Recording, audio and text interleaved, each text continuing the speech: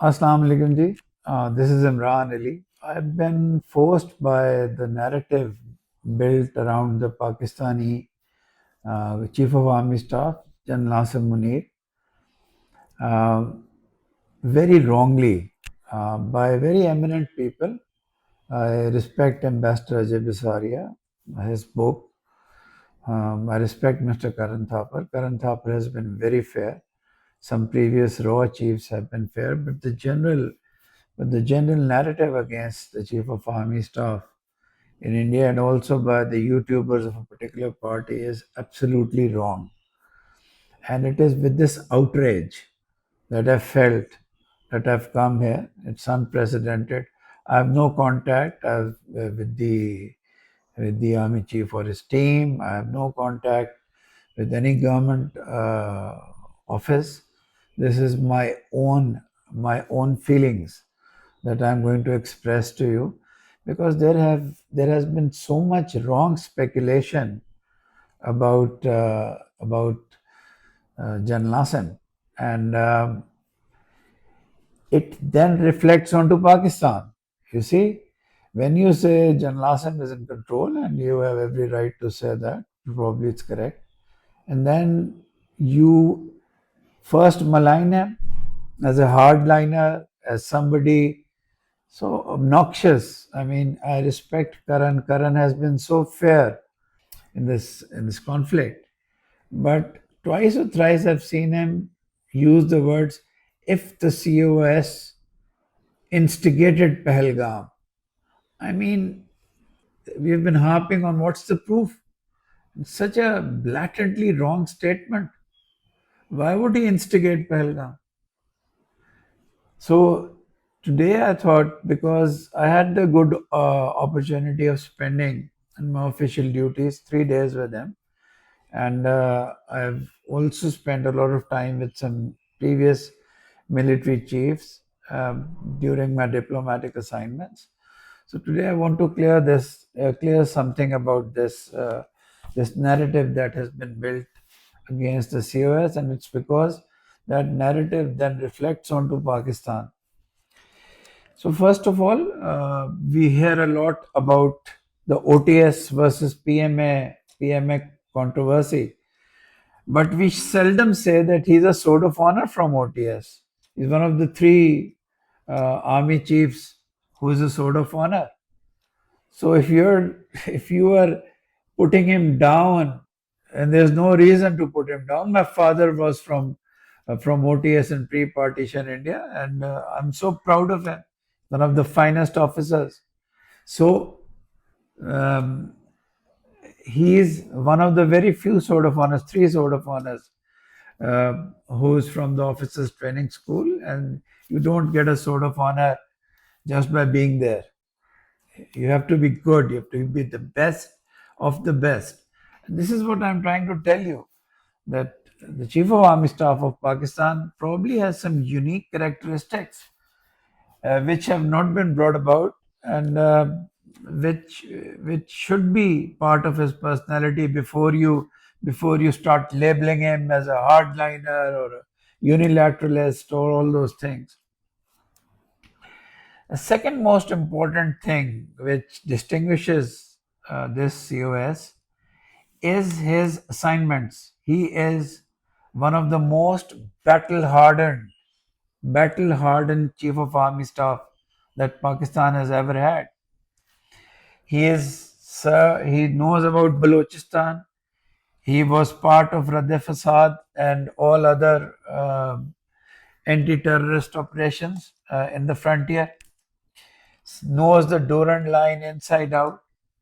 He is very well versed when our very friendly country, due to a mistake, Iran and Pakistan had a conflict. He was part of it on the responses. He's very, very well versed on Afghanistan. And this Kharji thing, which is a very right narrative, Kharjis trying to destabilize Pakistan, is General Munir's concept. So here is a man who has been involved in Operation Swift Retort, who knows about the northern areas, Gilgit-Baltistan, who knows about Balochistan, who knows about the India-Pakistan conflict, who knows about every other thing that is to be known. So he's battle hardened, and horizontally and vertically, he has served in all the key hot borders of Pakistan. This is not something that is brought about usually in the narrative that is being built around the man. He has served in Siachen, served in the Mangla Corps, the Afghan border, the northern areas. One of the rarest thing is that he has served as Director General Military Intelligence and Director General ISI, probably the only Chief of Army Staff to have done so. I might be wrong, there might be one or two others. He served as the Quartermaster General.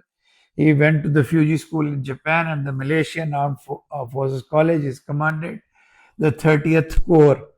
So, in this vertical and horizontal serving, you're not going to find any army chief who's so battle hardened and he's got a degree from NDU.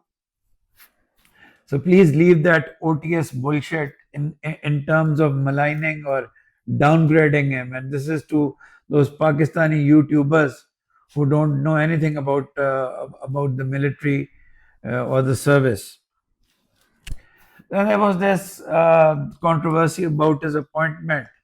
Very few people bring this out, that at the time of the appointment, when the government of Pakistan appointed him, he was a senior most lieutenant general. So here is the senior most lieutenant general. You are raising controversy about the 2 days or why he was appointed before retiring and all that. It's rubbish. Here is Pakistan's senior most lieutenant general, who has uniquely served everywhere else. So this controversy should also be put to rest. There are things that I know or the officers in Oman know very well, which others might not know. He is an ardent student of history, a very, very ardent student of Pakistan's history. He knows about Pakistan's constitutional development more than the scholars of political science in Pakistan. He knows about the judiciary, the cases, and we had a wonderful discussion with him, and we learned from him. And he's not a very a person who doesn't listen to others' point of view. So there we had a confusion about Chaudhry Muhammad Ali and Muhammad Ali Bogra, and I had the courage, because he gave me the courage to probably correct the name we were thinking, and he was gracious enough. He was gracious. He said, "Yes, Ambassador, you are right." So all this aura of being a hardliner around him, and then feeding it into the anti-India narrative, is laughable sometimes. One thing about his knowledge of history is straight. I mean, it's progressive and straight. It's not the complicated, confusing knowledge of history where multiple narratives attack an incident and there is confusion. So General Asim Munir has no confusion about Pakistan's history. Then, although it might, I think it might come later, but let me say it here. When you are with a person, you spend time with them, and here is one person who's incorruptible. Incorruptible. There is not an iota of irregularity around the person. No irregularity, no acceptance of gifts.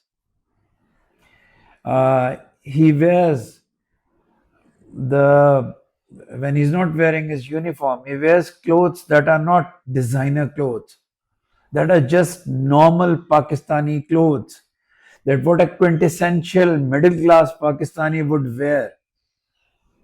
the watch, the clothes are normal, always normal, which shows you his simplicity.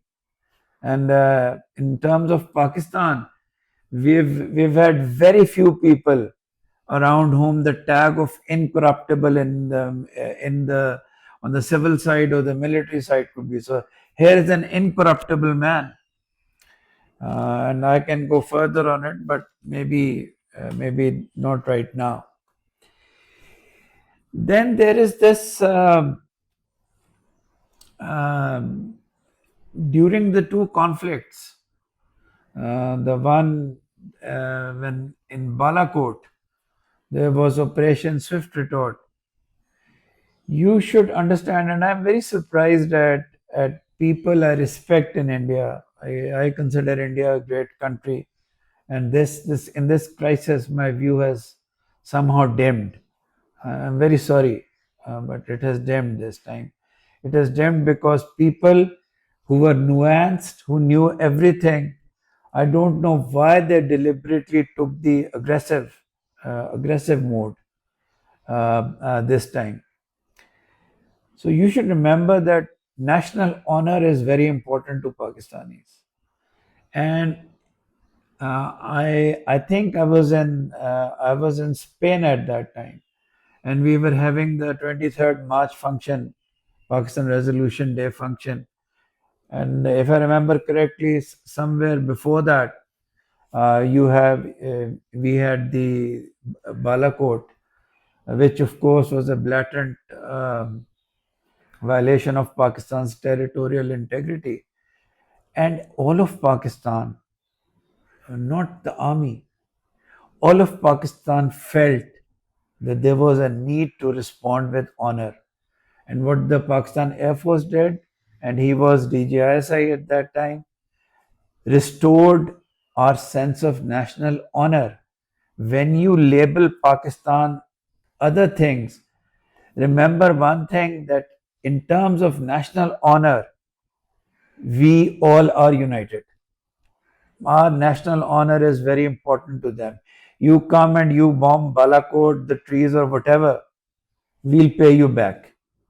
And the Air Force and the swift retort and the restraint they showed by bombing around your core headquarters and other things.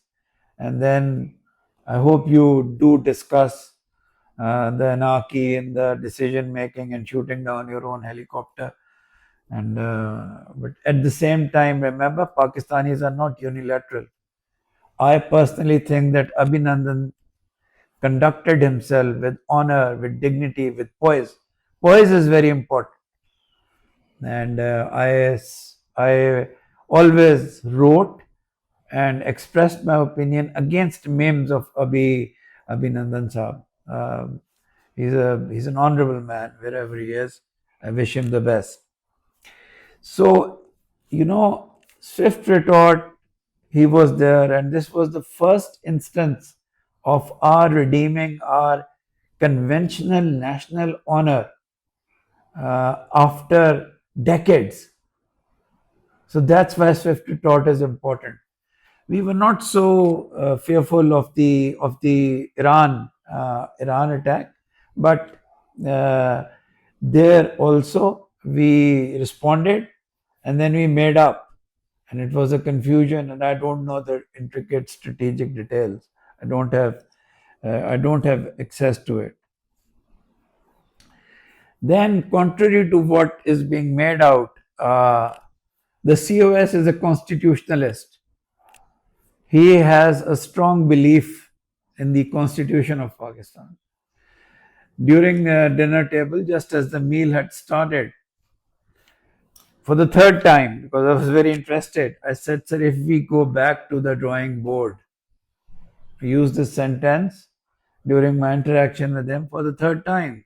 If we go back to the drawing board, and he stopped, paused, looked at me and said, Ambassador, there is very little possibility of going to the drawing board.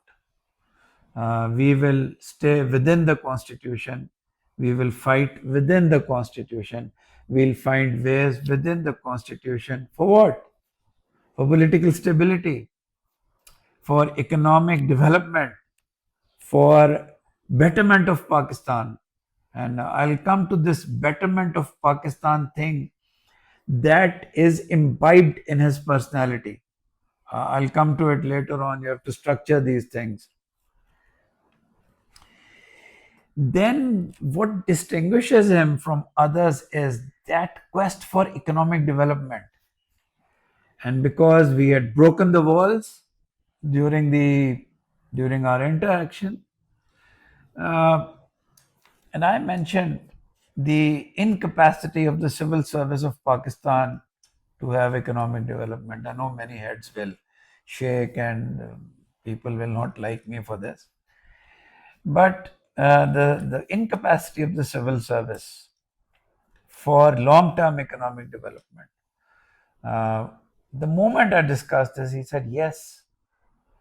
And much prior to becoming to being part of the SIFC or creation of the SIFC, the investment body and the economic coordination body, he said we need continuity in economic development. And his eyes lit up. And his eyes lit up saying what? He said, I want Pakistan to do well in our children going abroad. He had this vision that Pakistanis who are qualified should go abroad. And that's what he said in his speech also. So whatever he said is not cobbled up. That comes from within. So he said, our children should go abroad. They are ambassadors of Pakistan. They will bring good to Pakistan. And then he said, he identified 3 or 4 areas. He said, IT, we will create center of excellence in IT. And then he said, I want agriculture, modern agriculture to come in, and that's how you understand the canals and all those things. And then he said, I want minerals. And the recent development in minerals and the mineral development body and the consensus in Pakistan, although all of you don't like Pakistan to do well, have raised a lot of hue and cry digitally, but the mineral development and the mineral potential of Pakistan, which is immense, is a part of his dream. And I'm looking if I'm missing anything. And then investment, long-term investment.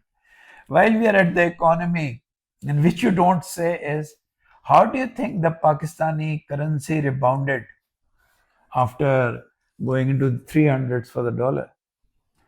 Because of strong actions, because of strong executive action, stopping the taking away of dollars and all that. It was an executive action done by the civilian government, and I'll come later to how good is the civil military relationship, which resides in 2 personalities. That is the personality of the army chief and the prime minister, Mr. Shehbaz Sharif, and dare I say the DPM. They're all at the same wavelength, and the chief minister of Punjab and all other chief ministers. So there's this unprecedented harmony in the civil military side, covering the federal side also. So here is an army chief who wants economic development in Pakistan. The constitutionalists might cry over it. They might say, what has he got to do with economic development? What has he got to do with currency stabilization? Well, here you have it. You can have your constitutional debates, but I wanted today to give an honest side of the personality that I got to know in a limited manner, and that is that total variance with the propaganda that you're doing abroad, or even in Pakistan, and it's due to the political party that is after it. Then when he came to Oman, such is the digital terrorism. That's his word, but I strongly believe in it. I'm a liberal Pakistani, but let me tell you the digital terrorism. When he came to Oman for his visit, in every meeting, our Omani brothers, honorable Omani dignitaries, they stood up and they said, it's an honor for us to meet somebody who is a Hafiz Quran. The Hafiz Quran aspect of the personality has been totally misdiagnosed. So everywhere he was honored. And I don't want to go into the digital terrorism that took place because of certain criminals in Muscat who asked Mr. Adil Rais. I don't want to go it. When you're talking about a person being a Hafiz Quran, let me tell my Indian friends who are not aware of it. You don't just become a Hafiz Quran by rote. To really learn the Quran, you need to learn the meaning. Otherwise, you can't place it in your mind. So it's consistency and reflection. So when you're talking about a Hafiz Quran, reflection on the verses of the Quran, and that's why he quotes them. And he never quotes them out of context. So he's a reflective man. He thinks a lot. He's not a unilateral hardliner. So that part of his personality is where the first half is a Quran, who's an army chief. Then is the fearlessness about him. So you have a person who gets a problem, he looks at various sides, he can't make up his mind. But here is a man who's fearless. Um, he was climbing back on the plane, and one of the lady officers, she asked him, remember, this is the famous May 8th before the famous May 9th. May 9th is always famous in Pakistan. But this is May 8th, I think, and he's climbing his plane, and somebody says, Sir, will Pakistan be all right? He turned around, he walked down, and near me and near the officer, family, I think, he said, Pakistan is safe. Pakistan will be safe. Pakistan will be great. This is a real incident that never comes out, that has forced me to come today on air and say these things. So he's fearless, and the fearlessness is coupled with another feeling that Pakistan is a great country and Pakistan has not reached its great heights. So that's a huge part of his personality, the resurrection of Pakistan to its rightful place in the community of nations. For some of you, that might sound dreamy ideas, but they fit into his stability, the political stability, as well as the economic plans that he has put into place, of course, along with and under the leadership of the Prime Minister of Pakistan. He is very deliberate. He would not be careless. So he had to sign the visitor's book, and I think I was extremely lucky that he opened up with me and with all our officers. So here's a deliberate man who wants questions to be asked. His aura is a bit strong personality. So when he sat down in my living room, people were quiet, officers from various parts of Pakistan's institutions. And then he said, ask me anything you want. They were still hesitant. And he said again, Ambassador Saab, please ask your officers to ask me anything they want. And then there was a long question and answer session, free. So he does like debates. I need to tell you something about Kashmir today to the audience, because the history that I see, it's the Mumbai, the Pulwamas, and all that.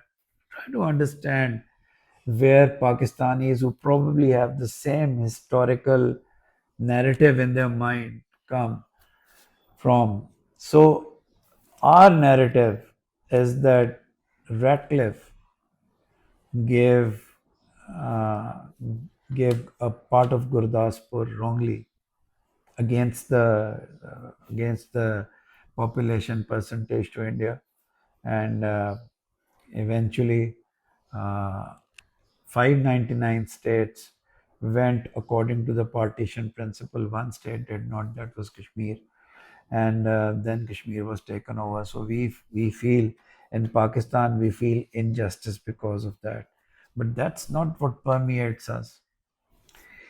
You know, in 1962 we showed restraint of the highest order. This is for historical audiences, for the audience.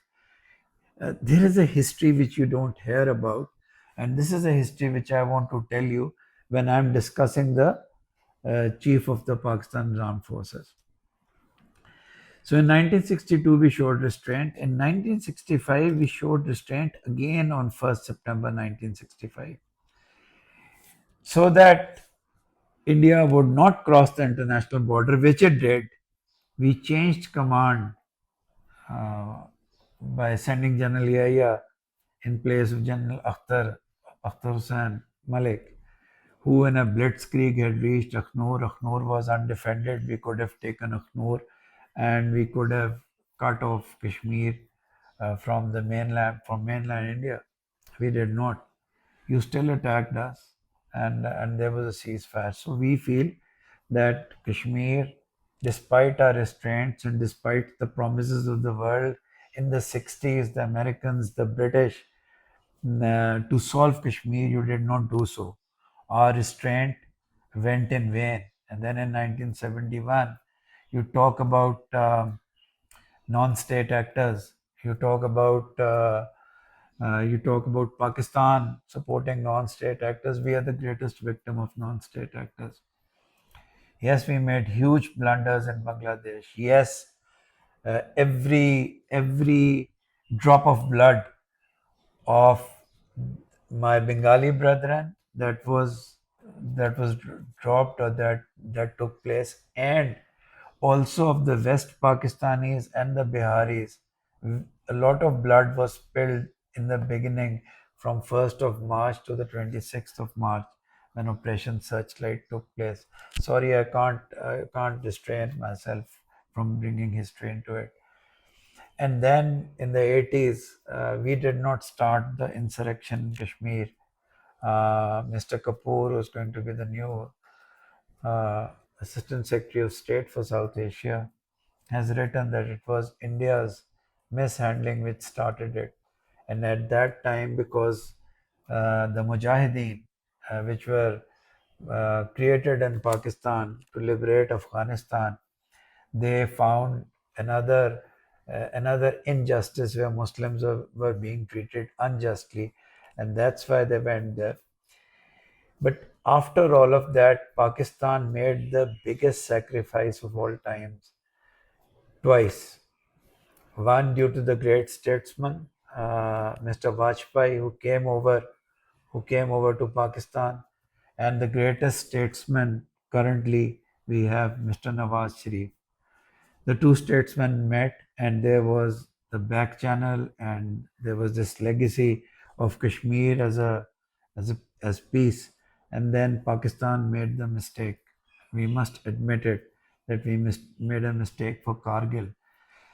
But that should not keep on permeating our minds, because the person who did Kargil, and Kargil was a response to Siachen, also then brought around, Mr. Musharraf and Mr. Kasuri brought around in the 2004 onwards, the biggest backtracking of Pakistan's stand on Kashmir.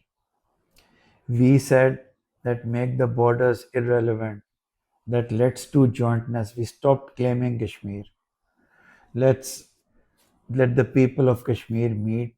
Let India and Pakistan do jointness. Let India and Pakistan cooperate to tackle terrorism. I put it to my Indian friends. Isn't that formula 1,000 times better than the ideological rhetoric and the conflict that we are both in?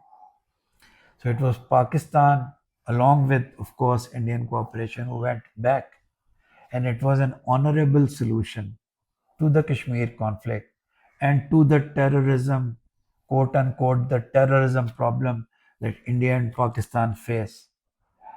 The bigger country holding the hand of the smaller country and both coming together to make Kashmir a land of peace, not claiming each other's Kashmir, but making Kashmir as a joint paradise. You know, when big leaders like Prime Minister, I think Prime Minister Modi is big, instead of treading on the path of anti-Pakistaniyat or anti-Muslim rhetorics, you can go down in history as being the greatest prime minister if you again embrace the same people, Mr. Shehbaz Sharif, Nawaz Sharif, and the Chief of Army Staff. You can embrace. The embrace solution is a win-win solution for both. I know it sounds so difficult, but if there is a larger than life act, then this is what it is. And then when the Kashmiris are not given their right of plebiscite, and then on 19th August, 5th August 19, you simply gobble up Kashmir. It's a disputed territory. You just can't go in and gobble it up. And if you read Ms. Bhasin's book and other instances, at that time you picked up around 30,000 young Kashmiris, put them in various jails, and there's a blackout. We don't know what they underwent. And you put all the leaders, even pro India leaders, in house arrest. You simply brought martial law into Kashmir. Yes, and then you wanted tourism, but you started tinkering with the demography. It's a disputed territory. And I'm not saying that somebody should do a Pahalgam, or if anybody did a Pahalgam.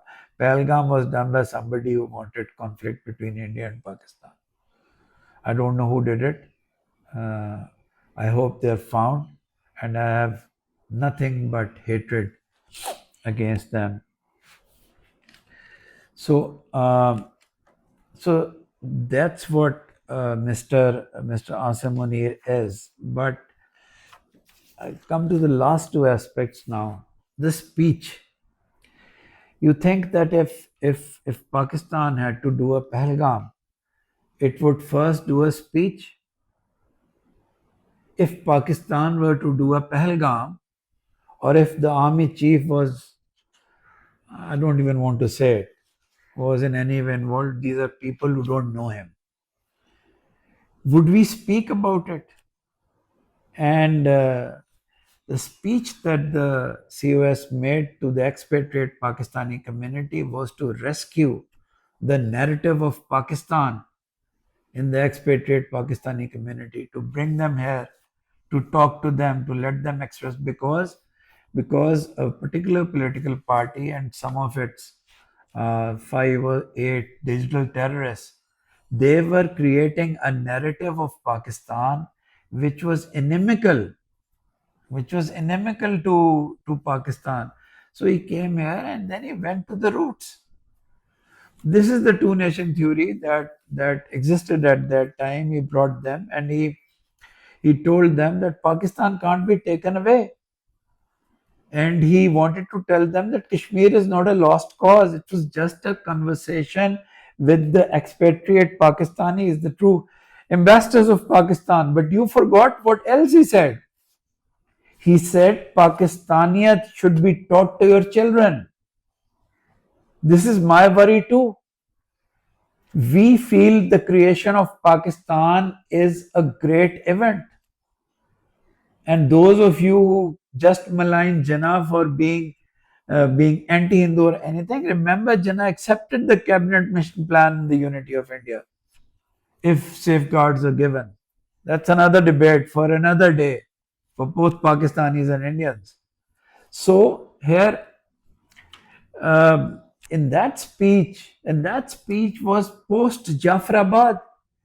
You think Jafrabad was easy for us? Jafrabad was Pakistan's 9/11. Jafrabad was Pakistan's Mumbai. BLA and what we saw on television, we didn't need proofs. We saw you all gloating in Pakistan's agony. So his speech was that Pakistan is fine. Pakistan is doing great. It will be fine. So, so that's what it was. And that speech has been taken out of context to mean we were planning and we were speaking. Come on, have a heart. Would we announce it to the world before we wanted to do a Pelgam? And why would we do a Pelgam? Then I want to finally discuss him as somebody who's probably the best war leader, along with Mr. the Prime Minister, the best war leader we could have. He was involved in Operation Swift Retort in the Balakot in 2019, and he's here. So here is a man who's fearless, who will never compromise on Pakistan's honor. I mean, if you are going to attack so-called terrorist infrastructure, I have my serious reservations. I don't want to abuse that concept right now. You're crossing Pakistan's international boundary, hitting us at 9 places. Do you think we'll or him? He will not let Pakistan's national honor be restored. So he's unilateral in one thing, that Pakistan's national honor must be there. Peace should be with honor. There is no policy which is without honor. And that's what the response to Sindoor was. And with the help of the great Pakistan Air Force again and the leadership of the COS, we did that without going into detail. So he's a great war leader, amongst other things. I want to compare him with Churchill. There are things that he does not possess. He possesses fearlessness, singularity of purpose, as Churchill did. That is, for Churchill, it was winning against Nazi Germany. And for General Asim Munir, it's restoring Pakistan's dignity and honor, be it in the conventional battlefield or be it in the Committee of Nations otherwise. The one difference with Churchill is that Churchill was a great orator. The Chief of Army Staff is a great orator, but he does not do it often enough. He remains, because of his position, he only speak with the Pakistan expatriate Pakistani community, and do you know, people stood up. People had tears in their eyes. So remember the feelings of Pakistan. Remember the feelings of Pakistanis. We do not want to inflict terror in India. We also do not want India to inflict terror on us. We feel that a solution to the Kashmir dispute is found which does not hurt India's ego, which does not hurt our position, which is best for the people of Kashmir, the people of Pakistan, and the people of India. And believe you me, if you go to the 2004 books, you will find a solution. And Jan Asim Munir is somebody who would love to do that, but there is this singularity of purpose, like Churchill doesn't speak. I'm sure Churchill was the greatest orator in the world. Asim also is. There's one other difference. Churchill did not worry about British economy post-war. Here is this man who, because he wants Pakistan's rightful place, we all feel that Pakistan has not done well as it should. So here is a person who wants to restore Pakistan's rightful place. So he has plans for the economy. That's why the SIFC has military and civilian officers. That's why the Prime Minister and the Chief of Army Staff and sometimes the relevant Chief Minister stand together in an act of civil military equations, an equation that should be for the betterment of Pakistan. So here is the General Asim Munir that I know, and he is a total variance with the General Asim Munir which you portray. The General Asim Munir that I know is a man of great principle, an extraordinary man, but a man of peace who would like Pakistan to retain its place. And if Pakistan makes its place in the Committee of Nations, please, it's not at the cost of India. If Pakistan and India have peace, India can reach to the skies and Pakistan can reach to the skies. The skies might be different. So these were my two pieces. I wanted, this is out of my own conviction that something wrong was being portrayed and I wanted to correct it. Thank you.